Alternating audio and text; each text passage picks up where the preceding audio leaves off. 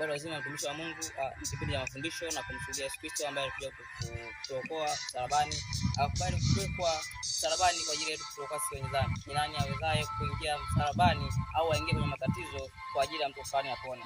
Hebu leo tujifunze somo moja ambalo natakiwa mjue nyinyi ambaye msielewa kwamba mimi ndipo kwa ajili ya kuwafahamisha wale ambao wasiofahamu na wale ambao hawajui wapate kufahamu. Hosea 4:6 nasema, watu wangu mnaangalia kukosa maarifa. Maarifa ni kitu cha muhimu. Naweza nikakufundisha lakini usipate maarifa kutoka kwangu, au naweza nikakupa maarifa au usipokee maarifa au ukapokea mafundisho. Cha msingi kupokea maarifa, achana na mafundisho. Mungu anasema tafuteni maarifa kwanza. Ukipata maarifa tayari umeshaelewa nini kilichofundishwa. Hivyo leo tunajifunza kitu kimoja ambacho wewe mtu wa Mungu ukijui kufahamisha na kuelekeza, hata kama unajua ni kuongezea maarifa.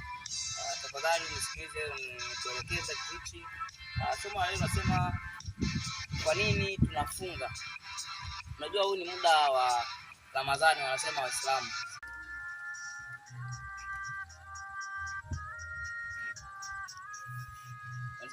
Mtumishi wa Mungu, huu ni muda na saa ya kipindi na ni muda wa kumshuhudia Yesu Kristo aliyefufuka msalabani kwa ajili yangu, kwa ajili sisi sote tupate kupona.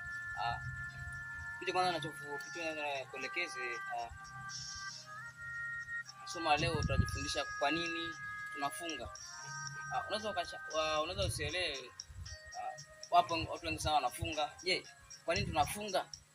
Katika kazi zangu nikiwa napita, maana nimekutana na Muislamu mmoja ambaye kanaambia kitu kimoja, anambia sisi tunafunga kama desturi, maana mabibi zetu, ndugu zetu huko nyuma na mashehe wote walikuwa wanafunga, sisi tunafunga. Sasa unafunga kama desturi, unajua unafunga kwa niaba gani na kwa nini unafunga? Kitu ambacho natakiwa uishi na kitu kimoja, kwa nini? Ukiwa maeneo fulani ujiulize kwa nini niko hapa. Na ukijipatia majibu mwenyewe au usipojipatia, muulize Mungu, kwa nini niko hapa? Yaani hilo neno kwa nini litakusogeza hatua baada ya hatua.